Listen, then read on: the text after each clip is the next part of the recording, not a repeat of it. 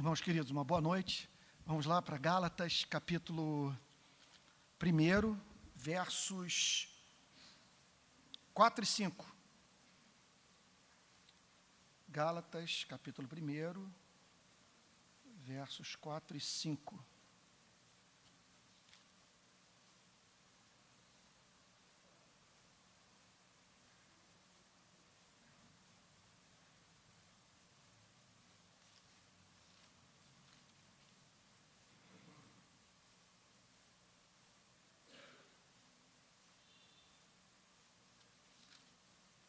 Então diz assim a Bíblia: o qual se entregou a si mesmo pelos nossos pecados para nos desarraigar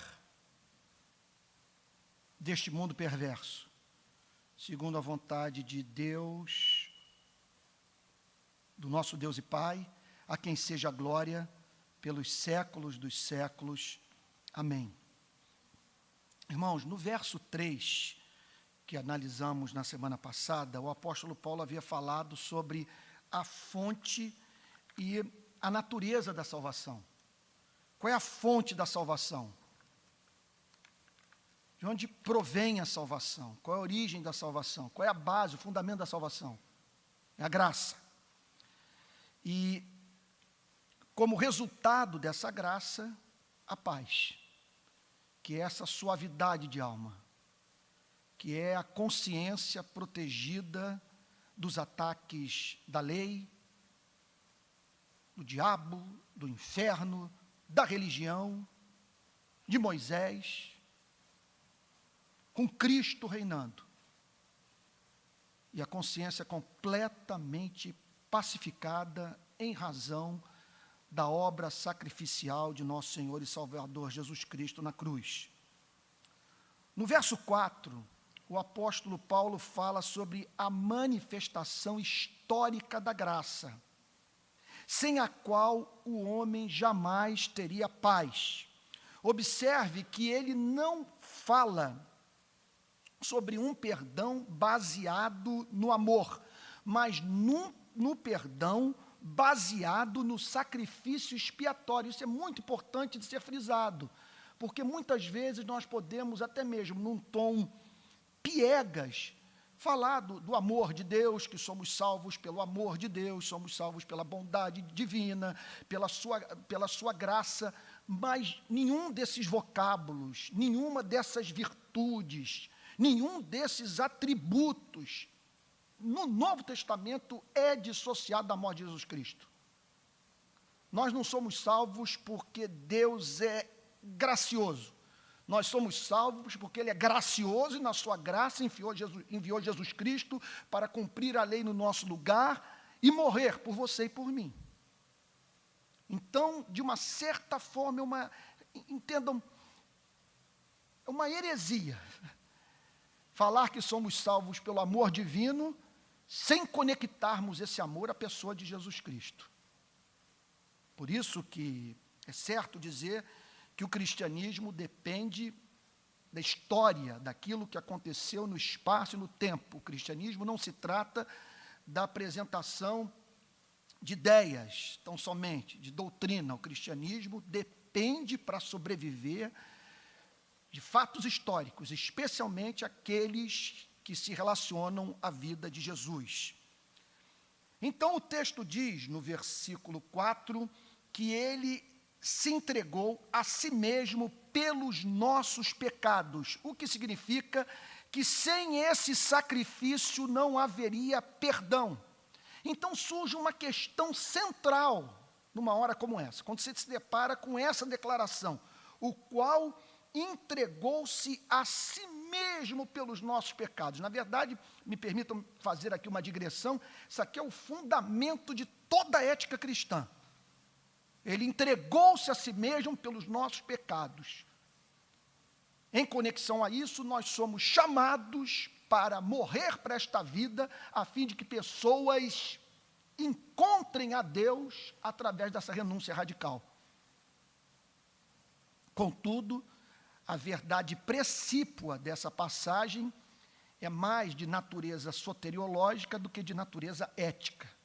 O que o apóstolo Paulo está aqui querendo dizer é que ele, deliberadamente, na condição de sacerdote, isso é a coisa mais linda da vida, ele decidiu, na sua condição de nosso sacerdote, ser também o sacrifício, ser oferta, ser o cordeiro. Por que tem que ser assim? Ninguém trabalhou melhor esse tema do que o grande John Stott no seu clássico A Cruz de Cristo. E a linha de pensamento do Novo Testamento é muito clara. Porque Deus se fez homem, foi parar no madeiro, morrendo pela sua igreja, a fim de que essa pudesse receber perdão de pecados. Em primeiro lugar, porque o pecado é abominável. Vocês terem uma ideia do quão abominável é aos olhos de Deus. O pecado, basta você avaliar, juntamente comigo, uma declaração espantosa como essa, o qual a si mesmo se entregou pelos nossos pecados. Gente, aos olhos de Deus, o pecado, errar o alvo, transgredir a lei, se insurgir contra a sua majestade, praticar aquilo que é obsceno. O que é obsceno? É não amar, é não viver a vida que ele vive. É algo tão grave aos seus olhos que só um tratamento havia para dar conta do problema do pecado. O espancamento, a surra, a tortura, a crucificação, a morte, o sepultamento de nosso Senhor e Salvador Jesus Cristo. Sem isso, nós não estaríamos aqui. Isso porque o pecado é abominável. E o pecado é abominável porque ele, entre outras coisas, representa seres criados à imagem e semelhança de Deus, deliberadamente decidindo viver uma vida oposta à vida que Deus vive.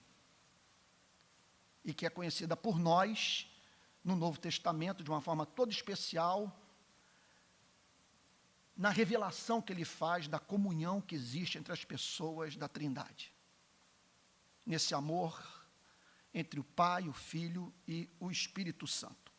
Então, esse sacrifício foi necessário em razão da pecaminosidade do pecado, da hediondez do pecado, do quanto que o pecado causa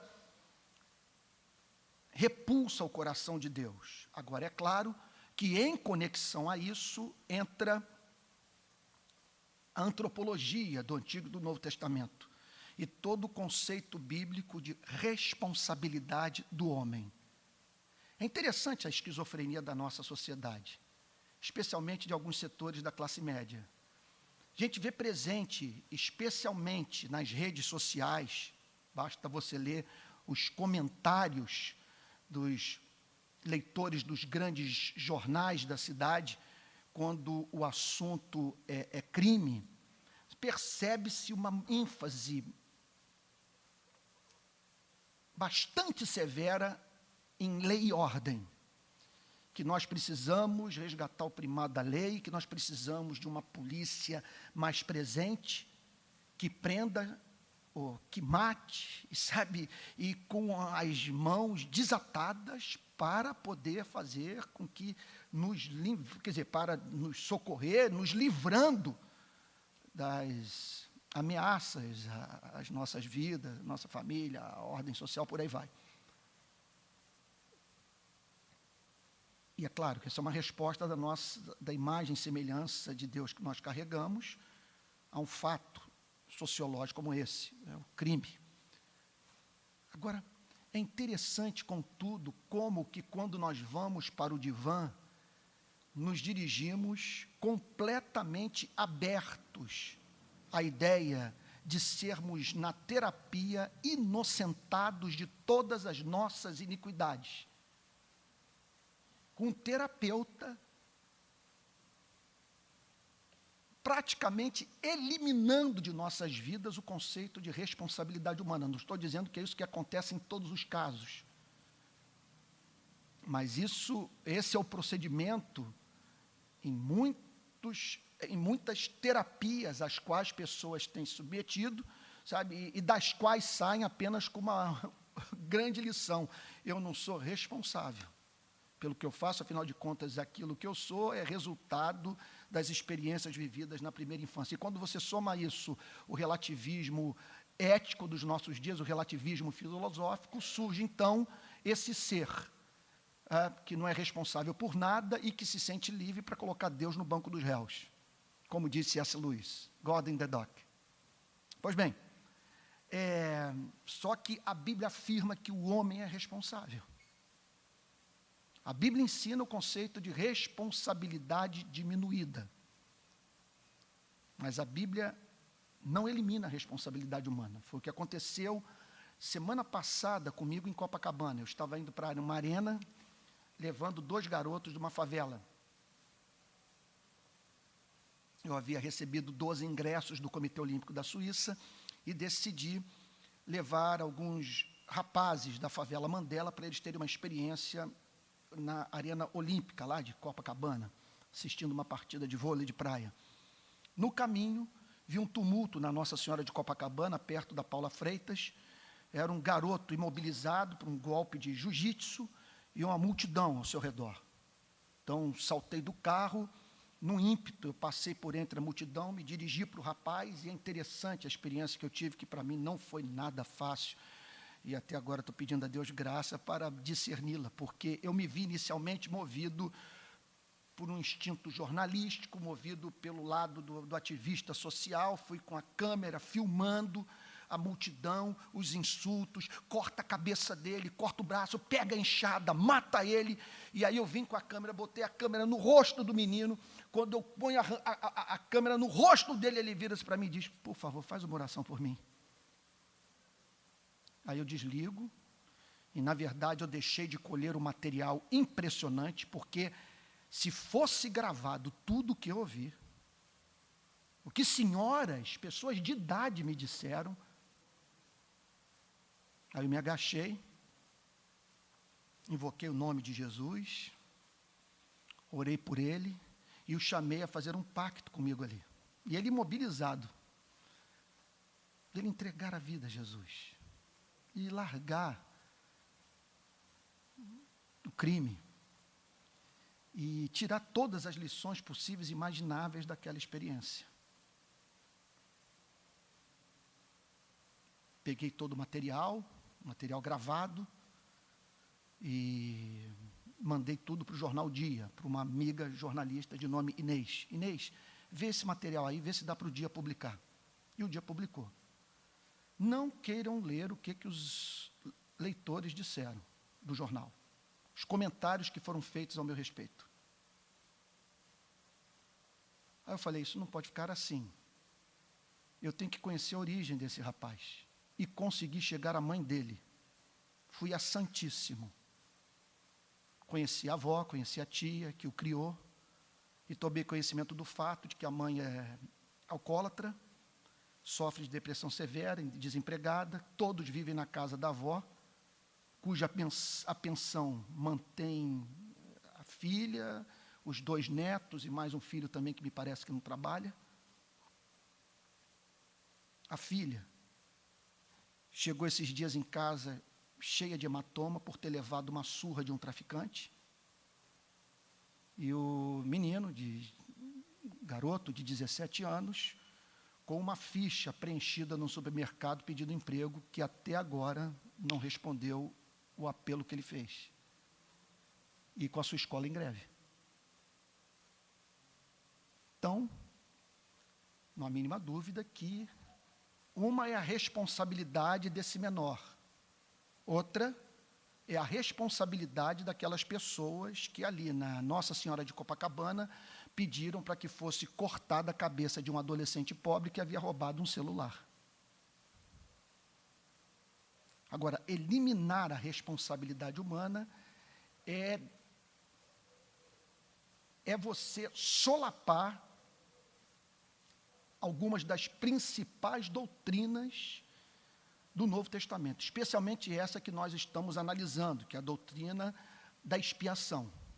Ela está estribada no fato de que o homem é responsável por aquilo que faz. E soma-se a tudo isso, além do fato do pecado ser abominável, do homem ser responsável, do comportamento do homem ser consciente e livre, o fato de que Deus é santo. Então, essa é a razão de ser do Calvário. O Calvário só existe em razão da natureza divina, do fato de Deus ser santo. E por ele ser santo, ele tem que agir sempre de modo consistente consigo mesmo. E a sua natureza o impele a punir o pecado. Sua natureza o faz cumprir aquilo que ele afirma. E ele declara na sua palavra que o salário do pecado é a morte. Só viu uma forma, portanto, dele perdoar o homem, vindicando, defendendo sua justiça e oferecendo assim um perdão justo aos seres humanos, que é Jesus Cristo morrendo na cruz no lugar do pecador. E assim, então, Deus reconciliando o seu amor com sua justiça. Lutero tem uma declaração extraordinária no seu comentário sobre a carta aos Gálatas, sobre esse versículo, o qual entregou-se a si mesmo pelos nossos pecados. Ele diz o seguinte, olha lá, essas palavras são verdadeiros trovões do céu contra toda a espécie de justiça humana. Entregou-se a si mesmo pelos nossos pecados. Lutero, mais uma vez, mencionando o grande reformador alemão, diz a seguinte coisa: que fazem então os papistas, os monges, as freiras, os sacerdotes, os maometanos, os sectários que querem eliminar e vencer o pecado com suas tradições, obras preparatórias e satisfações? Só existe redenção pelo sangue de Jesus Cristo, o qual a si mesmo entregou-se por nós. Então, Cristo não veio ao mundo para mostrar o padrão de moralidade mediante o qual o homem pode efetuar a sua salvação. Ele veio ao mundo para entregar-se a si mesmo pelos nossos pecados. É muito importante enfatizarmos isso. Nós não somos salvos mediante a imitação de Cristo. Nós somos salvos pelo sangue vertido na cruz. Se a salvação depende de nós imitarmos Jesus Cristo, nós estamos numa situação pior do que a dos hebreus no período de Moisés. Porque não há como comparar a lei de Moisés com a vida de Jesus Cristo. Em Jesus Cristo, a lei dá um salto, sem paralelo no Antigo Testamento. Dar a vida pelos seus inimigos. Sendo torturado por eles, clamar: Pai, perdoa-lhes porque eles não sabem o que fazem. Portanto, nós não somos salvos por imitarmos Jesus Cristo. Nós imitamos Jesus Cristo porque já fomos salvos. Nós somos salvos pela graça de Deus, mediante a fé. O que levou, então, Lutero a dizer a seguinte coisa: quando, porém, trata-se de acrescentar o pronome por nossos, a nossa natureza e razão saltam para trás e não ousam aproximar-se de Deus e propor a si mesmas que um tesouro tão grande lhes deva ser dado gratuitamente. Por isso, ela se recusa a tratar com Deus, a não ser que seja pura e sem pecado. Ele está dizendo o seguinte, que essa é uma doutrina fácil de você verbalizar, mas a coisa mais difícil na vida é aplicá-la na sua consciência machucada. Porque quando você ouve, entregou-se a si mesmo pelos seus pecados, pelos meus pecados, a razão se revolta. Não é possível que seja tão fácil assim. Como me aproximar de Deus sem trabalhar por isso?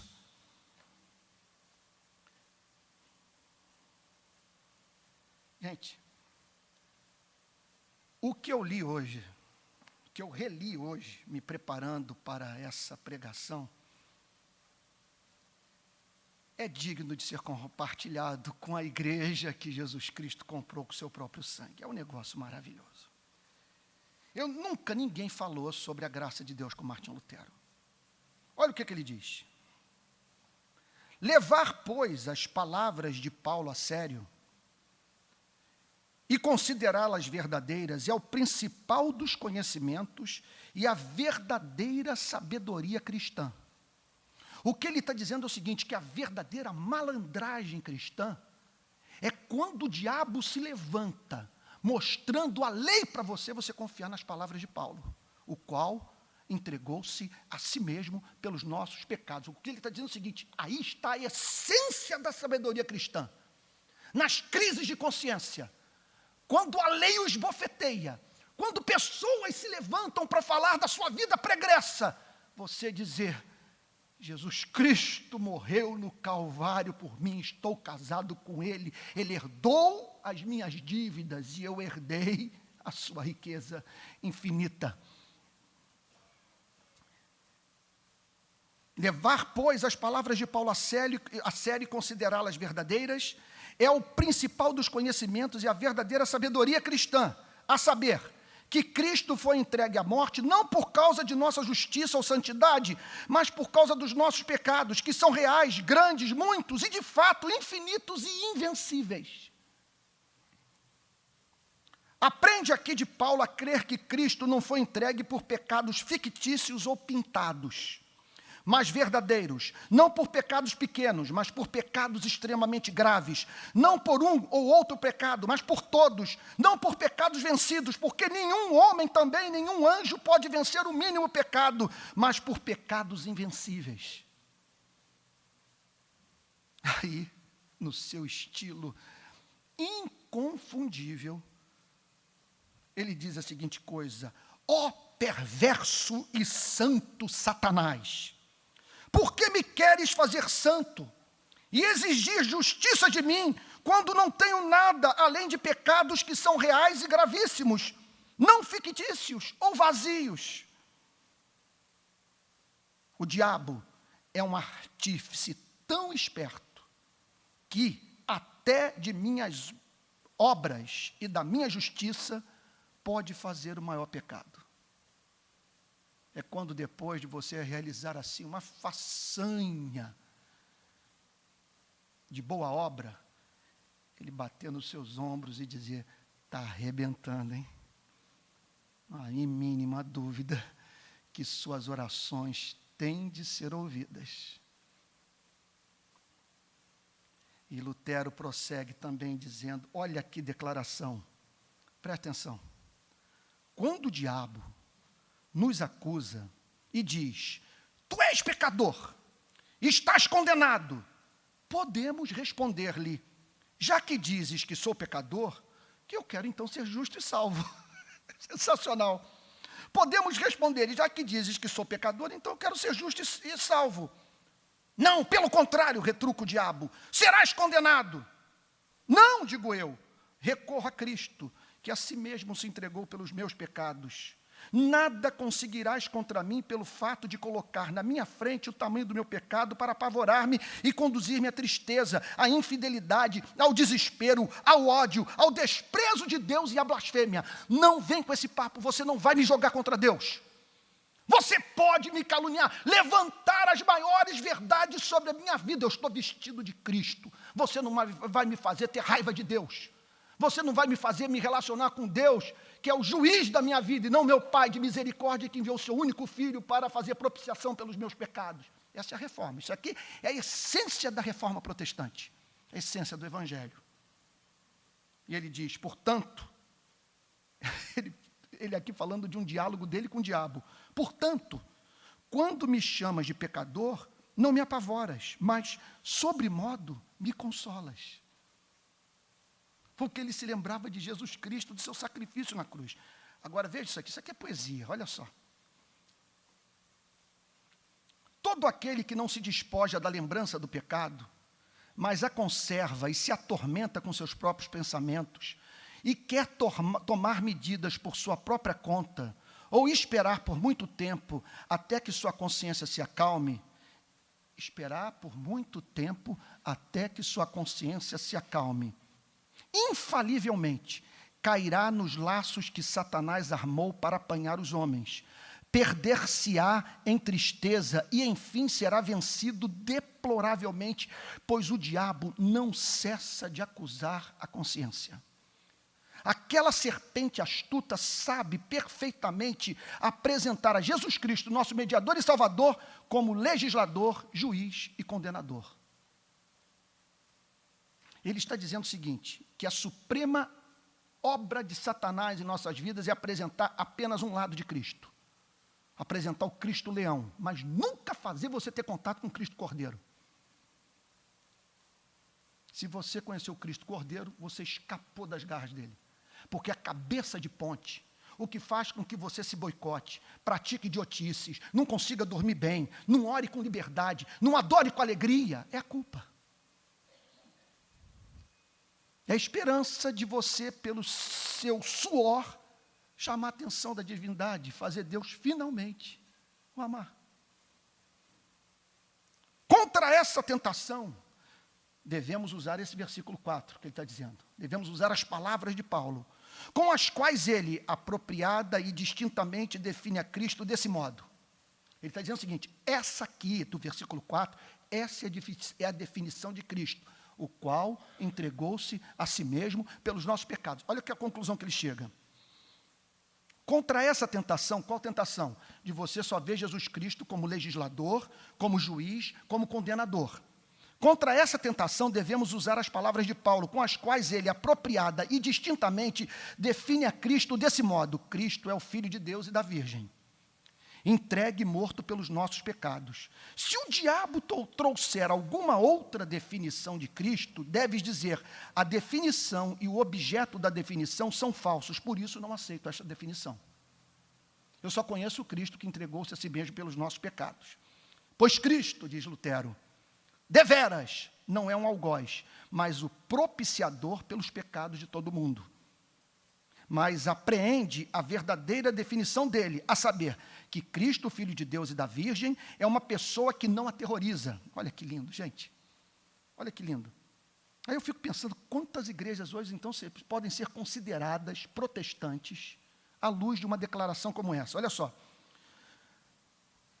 Mas apreende a verdadeira definição dele, a saber, que Cristo, o Filho de Deus e da Virgem, é uma pessoa que não aterroriza, não aflige, não condena a nós, pecadores, não exige de nós que prestemos contas da nossa má vida pregressa, mas é uma pessoa que tirou o pecado do mundo, crucificou-o em si mesmo e o extinguiu. Cristo, segundo sua definição distinta, não é Moisés, nem carrasco ou algoz, mas o propiciador dos pecados, o doador da graça que se deu a si mesmo, não por nossos méritos, santidade, glória e vida santa, mas pelos nossos pecados. Que declaração maravilhosa. Vejam essa. Isso aqui, imagine então, nós estamos aqui, século XVI, por volta de 1535. Você imagine tudo isso aí com frescor, as freiras abandonando os monastérios, os monges tomando o mesmo caminho, as pessoas largando a ideia de purgatório, de confissão auricular, de penitência, meu Deus, livres da religião, emancipadas, finalmente podendo chamar Deus de Pai.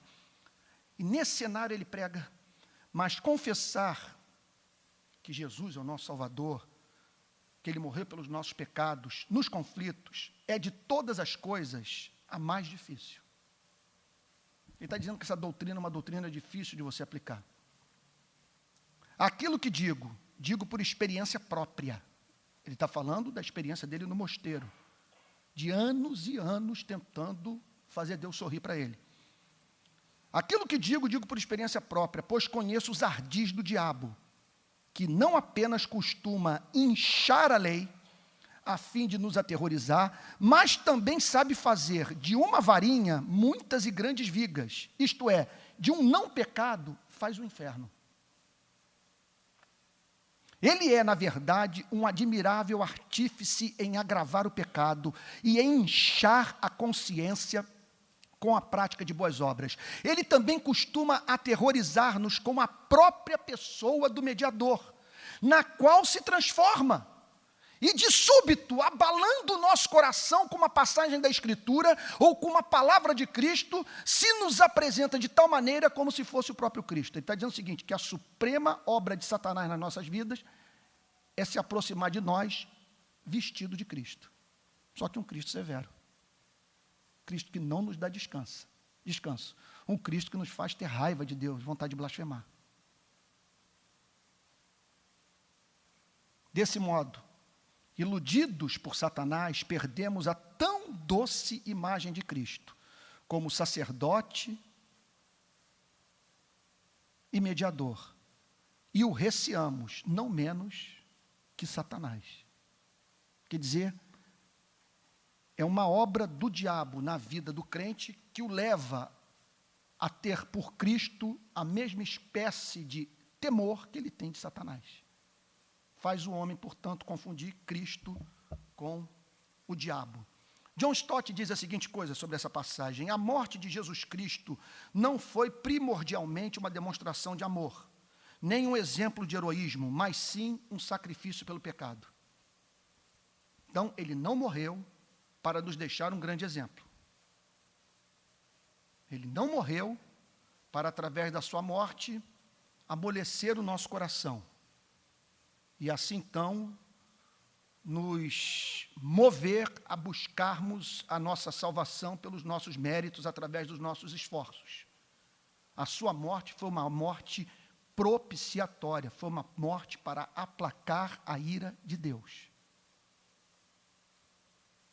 Calvino diz assim, faz a seguinte afirmação: ele foi uma oferenda tal que não devemos equipará-las com quaisquer outras satisfações. Tão gloriosa é esta salvação que devemos olhar para ela fascinados e aturdidos. Ele está dizendo o seguinte, que Deus proveu a oferta, o substituto para Isaque. E que então, de posse dessa oferta, que não saiamos na vida em busca de nenhuma outra oferta para ganhar o favor divino. Pois qualquer oferta que apresentemos a Deus, que não seja, que não seja Jesus Cristo, é derrogatória da glória de Deus. Quer dizer, repito, eu acho que é a terceira vez que eu falo isso no púlpito da Igreja Betânia nos últimos meses. Só existe uma oferta que nós podemos apresentar a Deus, capaz de torná-lo propício a nós. Ela se chama Jesus Cristo. Não venha com dízimo, esmola, folhetos distribuídos, viagens aos campos missionários, visita à favela, castidade. Tudo isso o apóstolo Paulo chama de refúgio. Chama de excremento de animal. Portanto, olhando para os versos 4 e 5, uma primeira divisão que nós observamos é referente à doutrina da expiação. Ele morreu pelos nossos pecados, e porque assim o foi, para que Deus satisfizesse as demandas da sua justiça, para que Deus pudesse nos oferecer um perdão justo. Mas, em conexão a isso, ele declara que ele entregou-se a si mesmo pelos nossos pecados para nos desarraigar deste mundo perverso. Então, nós poderíamos resumir a doutrina numa frase curta: expiação para libertação. Ele morreu pelos nossos pecados, a fim de que nós pudéssemos provar da mais gloriosa libertação, que é a libertação deste presente século, a libertação do mundo. O objetivo dessa morte, portanto, pode também ser visto como nos libertar deste mundo perverso. Fala, portanto, de uma servidão da qual nenhum homem pode livrar-se. Nenhum homem encontra-se em condição de, sem Jesus Cristo, se livrar dessa escravidão. desse mundo perverso. É interessante que a palavra mundo no grego tem o sentido de época. Na verdade, no grego, o que o apóstolo Paulo está dizendo é que o objetivo da obra de expiação é nos libertar desta era, desta presente dispensação que o apóstolo Paulo chama de perversa. Por que essa presente dispensação é perversa? Não saberia nem por onde começar. E aqui não é um homem na meia-idade desiludido com a vida. Não há definição melhor para esse mundo. Mundo perverso. É um mundo de guerras, é um mundo de injustiças, é um mundo de violação de direitos humanos, é um mundo de revolta contra Deus, de blasfêmia,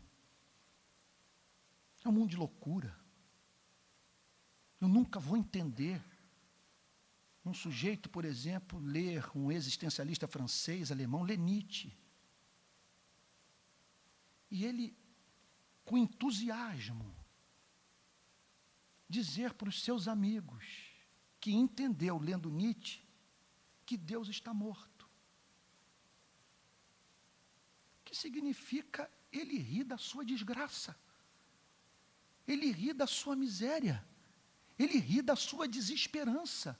Ele ri do fato que mais alguns verões, mais alguns invernos, mais alguns outonos, mais algumas primaveras, ele vai se separar de tudo quanto ama. Pior, vai se separar eternamente de pai, mãe, de filhos, das pessoas que lhe são mais queridas, para sempre numa história que não tem sentido algum. Por isso que o mundo é perverso. O mundo é perverso porque esse mundo é dominado por Satanás, que nos mantém cativos. Inventa religiões, e religiões que inviabilizam a vida humana, que pedem de nós o que nós não podemos dar, que tornam a nossa vida um inferno, a nossa consciência um eterno suplício. Você não tem descanso nunca. E se avaliar o seu próprio coração, se submetendo a um autoexame, perceberá que no fundo, você não encontra motivo nenhum para adorar a Deus. É um mundo perverso. É um mundo que você é escravo do pecado. É um mundo em que você não consegue se submeter ao caminho santo, revelado por Deus na sua palavra, a lei do amor, sintetizada nos 10 mandamentos, ou em 2 grandes mandamentos, amar a Deus e amar ao próximo. Calvino diz a seguinte coisa: mundo significa os homens separados do reino de Deus e da graça de Cristo. E com essas pessoas nós lidamos diariamente.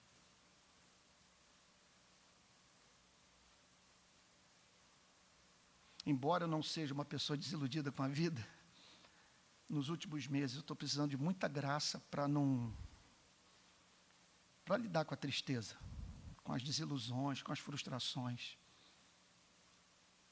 Que é tanta iniquidade, é tanta maldade gratuita.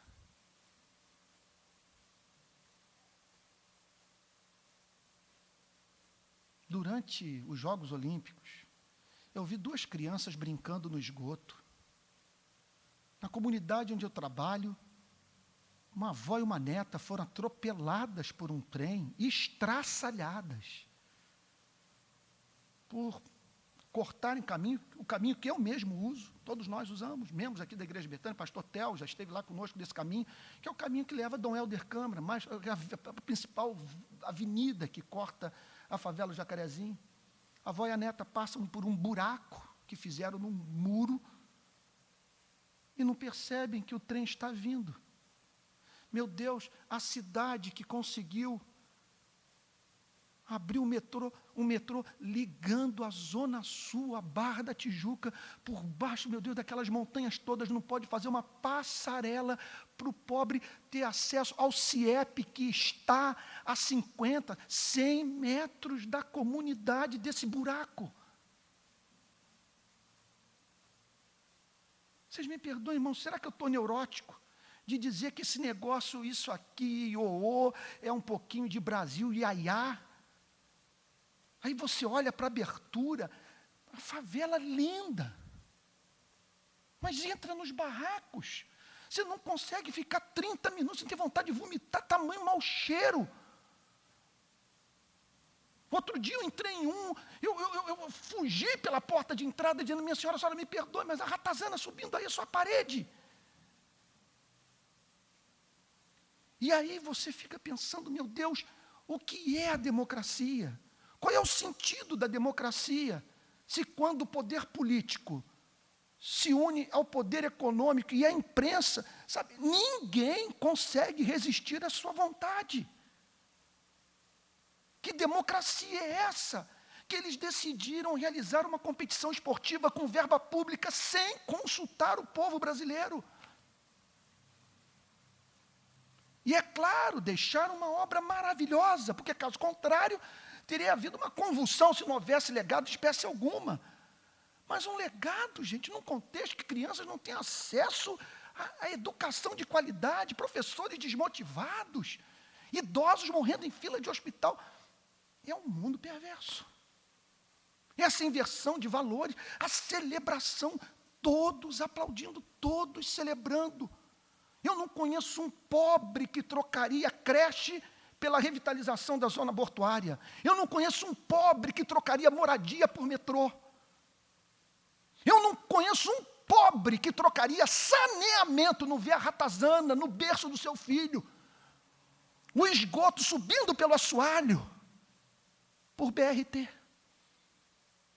O que eles querem é o que nós queremos. Aí você olha para o New York Times, não sei se foi o de hoje ou de ontem, articulista dizendo, não é possível, será que é verdade? Qual foi o bairro mais beneficiado com investimento público nas Olimpíadas? Qual bairro que ganhou mais dinheiro? Mais investimento? O mais rico, a Barra da Tijuca.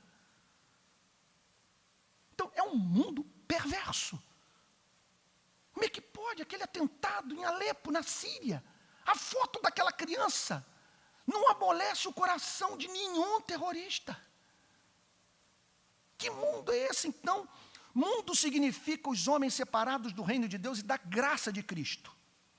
Pelo uso desta única palavra, a palavra perverso, a palavra mal, Calvino diz, como por um raio, ele lança abaixo todo o orgulho humano, pois declara que, a parte da renovação efetuada pela graça de Cristo, não há nada em nós senão perversidade.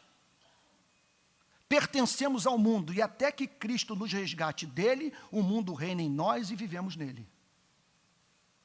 Ou seja, o melhor pagão, o melhor agnóstico, o melhor ateu que você conhece, essa pessoa cujos artigos, cujos livros, cujas canções tanto fascinam, essas pessoas, se não têm Cristo, elas são cidadãs de um mundo que a Bíblia chama de perverso. E perverso, essencialmente, porque não dá glória a Deus. Que não vê beleza em Deus, não tem canto por Deus. Lutero diz a seguinte coisa, ele o chama de mal, porque tudo aquilo que se encontra neste século é sujeito à maldade do diabo, que reina no mundo inteiro. Confesso, irmãos, com 54 anos de vida, o que eu poderia ter vergonha de dizer no início do meu ministério, falando, se eu for pregar isso na Barra da Tijuca, eu nunca vou plantar uma igreja, ninguém vai me ouvir. Hoje não tenho a mínima vergonha. Sabe, visitando agora em janeiro, Auschwitz, Birkenau, em Auschwitz, os cabelos das vítimas, tem uma seção que é dedicada aos brinquedos das crianças. É uma sala cheia de brinquedo de criança. E esse mundo tem um rei que se chama Satã. Então, diz Lutero, por isso o mundo é chamado de reino do diabo, pois nele não há nada mais do que ignorância, desprezo, blasfêmia, ódio de Deus e desobediência a todas as palavras e obras de Deus. Todos os dons que possuís, espirituais e corporais, sabedoria, santidade, eloquência, poder, beleza, riquezas, são instrumentos e armas servis da própria tirania infernal, com as quais és coagido a servir ao diabo para promover e aumentar o seu reino. Não é uma coisa impressionante? Não é uma coisa impressionante? Tudo que é acrescentado a nós se transforma em tentação. Você recebe um diploma, se torna mais, sei lá, mais bonito, mais musculoso, rico. Se transforma em prefeito, em governador, e você passa por uma mutação. Não há nada que seja acrescentado à nossa vida, que aumente nossa glória, que não se transforme em tentação. E motivo para o orgulho e para a autonomia em relação a Deus. Como explicar isso? Nós vivemos num mundo realmente perverso. E ele diz o seguinte, Lutero: nenhuma criatura, nem humana e nem angélica, pode desarraigar o homem deste século mau. O que ele está dizendo aqui é o seguinte: aqui não há espaço para educação, não há espaço para grandes universidades, para investimento em escola pública, embora tudo isso seja essencial para o chamado Estado Democrático de Direito, para a vida em sociedade. Mas do ponto de vista da ligação do homem com este mundo que a Bíblia chama de perverso, só o Evangelho de Jesus Cristo. Não há como uma pessoa se libertar deste mundo perverso sem a pregação do Evangelho. Você concorda comigo? Você tem outra esperança? Eu não tenho nenhuma. Aí se você me perguntar, por que você está na militância? É questão de coerência. Me perguntar, por que você está fazendo manifestação? Por que essa coisa toda do pobre? Porque eu aprendi isso com Jesus Cristo, eu não tenho para onde correr. E faço não porque eu estou esperando o Éden. Faço como disse o pastor Jeremias uma vez pregando lá na minha igreja. Ele disse a seguinte coisa: quando Deus pedir para você sentar, não procure cadeira. Bem daquele jeitão dele, lá mineiro. E é isso. A Bíblia fala que o principal fruto do novo nascimento é amar os que estão quebrados. Pronto, não tem esperança, minha esperança é zero disso aqui virar o Éden. Mas a Bíblia me manda amar o necessitado, lutar por ele. E se a sua necessidade é de natureza política, eu tenho que agir politicamente. Tem que fazer manifestação, tem que fazer lobby, tem que procurar o vereador, o deputado. Bom, mas esse é outro assunto. Vamos lá para Lutero de novo, ele comentando essa passagem. Lutero, página 61 do seu comentário, ele diz o seguinte: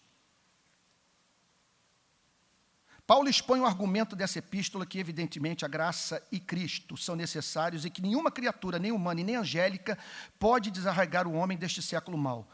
Cristo aboliu o pecado e nos desarraigou da tirania e do reino do diabo. Tudo o que aquele homicida e pai da mentira faz e diz, o mundo, seu filho, imita perfeitamente e, submisso, o sustenta. Então, o que Lutero está dizendo? Muito mais do que o que Lutero está dizendo. O que o apóstolo Paulo está nos ensinando? Que só mediante a fé na expiação você é desarraigado deste mundo perverso. Agora, vamos tentar entender o ponto. Por que você é desarraigado deste mundo perverso? Em primeiro lugar, porque quando você crê, você recebe a bênção do Espírito Santo. O Espírito Santo vem fazer morada no seu coração e o predispõe para a obediência à lei. Esse é um nível de libertação. Você não é mais súdito desse mundo perverso. Quando o diabo se revela a você dizendo, tudo isto te darei, se prostrado me adorares, movido pelo Espírito Santo, você diz, Satanás, só tem um no universo diante de quem eu me curvo. O Pai de Jesus Cristo. Meu Deus revelado no seu único Filho. Agora, a fé na expiação, isso aqui, olha, aqui é a profunda sabedoria evangélica. Ela o liberta, porque olha lá, desarraigar, libertar deste mundo perverso. Ela o liberta da seguinte forma: você conhece finalmente na vida um Deus doce, um Deus amoroso, um Deus perdoador, um Deus que você pode chamar de Pai.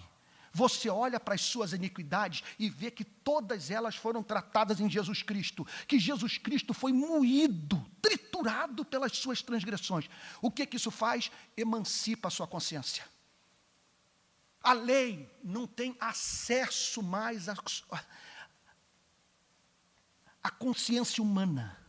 Aqui é só serenidade. é só paz, é só doçura, é só glória, é só louvor. Aqui você pode dizer, eu sou do meu amado é meu. E aqui você é livre para concordar com a lei. A lei o condena. E você diz, contudo, aquilo que tu cobras de mim, já foi feito em meu lugar pelo meu Salvador, que cumpriu a lei em meu lugar e deu sua vida por mim. Ele não apenas eliminou a culpa, ele me deu uma justiça positiva, de maneira que eu não sou apenas alguém que foi perdoado, eu sou visto por Deus como alguém que cumpriu a lei. O que significa, portanto, que eu sou justo, e que se eu sou justo, o reino de Deus é meu, minhas orações são ouvidas, meus pecados foram perdoados. Eu faço parte, portanto, desse povo chamado igreja, que foi convidado pela Trindade para participar dessa festa eterna de amor. O lindo é o apóstolo Paulo dizer, segundo a vontade de nosso Deus e Pai. Ele, então, enfatiza o fato de que houve uma plena harmonia entre a vontade do Filho e a vontade do Pai. Segundo a vontade de Deus e Pai, esse ser excelente, doce, misericordioso, soberano, Criador dos céus e da terra, teve uma vontade. Ele elaborou um desejo. Agora, o que eu acho mais fascinante é o seguinte, que a Bíblia pessoaliza. O bom pastor conhece as ovelhas pelo seu nome. Quando o texto diz, de acordo com a vontade de Deus e Pai, está dizendo o seguinte, que antes do Big Bang, se houve um Big Bang, antes da formação do primeiro átomo, você não vai acreditar nisso, eu sei, é totalmente irracional, mas é o que a Bíblia ensina, a sua razão vai se levantar, não é possível, eu defeco, urino, eu peco, eu invejo, meu Deus, às vezes eu me pego mudando 10 vezes de sentimento por dia, mas o que a Bíblia diz é o seguinte, se você é de Jesus, se você crê em Jesus, se você foi batizado pela fé, eu tenho uma notícia, o amor de Deus por você é antigo. E foi a vontade, ele teve vontade de te salvar, de te criar, impedir de você cair, de ser um aborto, de se afastar irremediavelmente da comunhão com Deus. Ele lhe deu vida biológica, lhe deu vida espiritual, e isso por conta de um decreto eterno, feito ou estabelecido por um ser que diz na sua palavra, a porta que eu fecho, ninguém abre. A porta que eu abro, ninguém fecha. As minhas ovelhas, ninguém as arrebatará das minhas mãos. Eu vim, não para fazer a minha vontade, mas a vontade daquele que me enviou. E a vontade daquele que me enviou é esta. Qual é a vontade daquele que me enviou? Que todo aquele que ele me der, todo aquele que o Pai encaminhar a mim, será salvo. Então, é segundo a vontade de Deus e Pai. E aí, então, nós nos deparamos com a doçura divina. É segundo a vontade de Deus e Pai. Mais uma vez eu vou recorrer a Lutero. Olha o que ele diz na página 62 do seu glorioso comentário. Eu já disse para vocês, está entre os 5 livros mais importantes da minha vida. Quando te aproprias disso pela fé correta, desaparece toda a ira. Cessa o pavor e o pavor e o tremor, e Deus se apresenta como um Deus misericordioso que não poupou o seu próprio Filho, antes por todos nós o entregou. Mas as especulações sobre a majestade de Deus, a respeito de seus juízos horrendos, são perigosas. Por exemplo, como ele destruiu o mundo inteiro com o dilúvio e subverteu Sodoma e Gomorra. Essas especulações precipitam os homens no extremo desespero e os afundam na ruína, como indiquei acima. E tudo termina da forma mais gloriosa possível. Notem bem, aqui nós estamos diante do principal vetor bíblico para a vida da igreja. Para onde que a Igreja Presbiteriana Betânia deve caminhar? Qual é deve ser a grande meta de todos os ministérios? Qual deve ser o grande objetivo de nossas vidas? É jamais ouvir um sermão como esse, ler esse versículo, ou parar para pensar nessa doutrina, sem você ser levado a dizer: a quem seja a glória pelos séculos dos séculos, amém. Aqui nós estamos é isso que eu acho encantador em Paulo. E o que me cansa em alguns teólogos é essa falta de espanto, de perplexidade, sabe? É a teologia que não é feita com louvor, com encanto, com admiração, com susto, com ações de graças. Aqui está esse homem no início da sua epístola tratando de uma doutrina, o qual a si mesmo se entregou por nós, para nos desarraigar deste mundo perverso. Aí ele pensa na origem disso tudo. Segundo a vontade, um ser que quis salvá-lo, que quis salvar a igreja, segundo a vontade de Deus e Pai. Aí ele para. Ele não consegue mais prosseguir o pensamento. Cai de joelhos em louvor e adoração. Meu Deus, o que ele está dizendo aqui é o seguinte: se tudo isso é verdade, há no universo um ser que é digno da minha poesia, do meu louvor, da minha adoração eternas. A Ele seja a glória.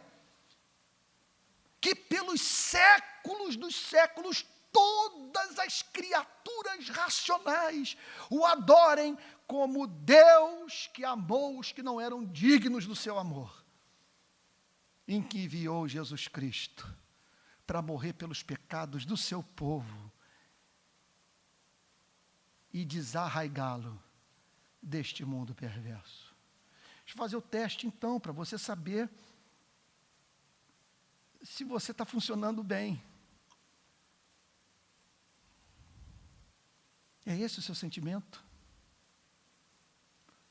Você não consegue ouvir essa doutrina sem ser movido a dizer: a quem seja a glória pelos séculos dos séculos. Amém. Que assim seja. Aqui nós vemos a revelação de um homem zeloso pela glória de Deus. O que ele está dizendo é o seguinte: é inadmissível que uma pessoa tenha contato com um ser tão doce e que não seja movida à adoração. Não há mínima dúvida que esse é o principal pecado da minha vida. É o principal pecado da igreja. Como que os nossos cultos podem ser arrastados? Como que nós podemos cantar sem pensar no que estamos dizendo? Como podemos comer o pão sem perceber que por trás dele há uma mão benevolente, dizendo para você e para mim que nos ama.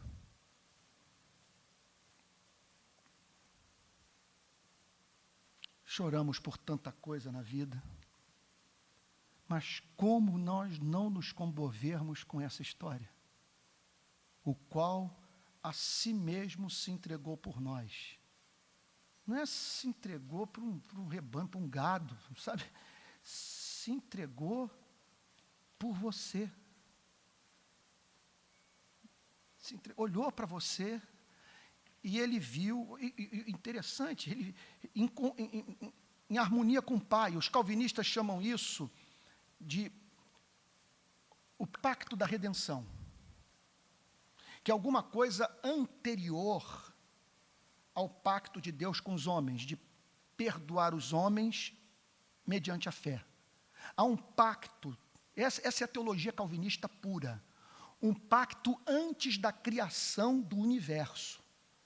Que pacto é esse? O pai vira-se para o filho e diz: eu quero separar um povo no mundo que criarei, que viva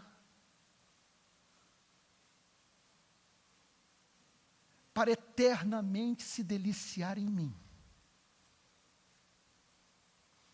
Eu dou esse povo a você. Notem que a linguagem, especialmente do Evangelho de João, é toda pactual. E Jesus Cristo, portanto, vira-se para o Pai e diz: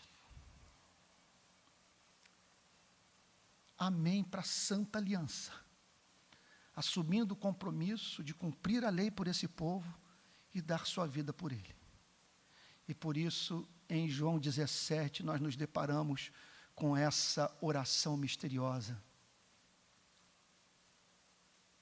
Oro, não pelos que são do mundo, mas pelos que são teus, porque tu nos deste.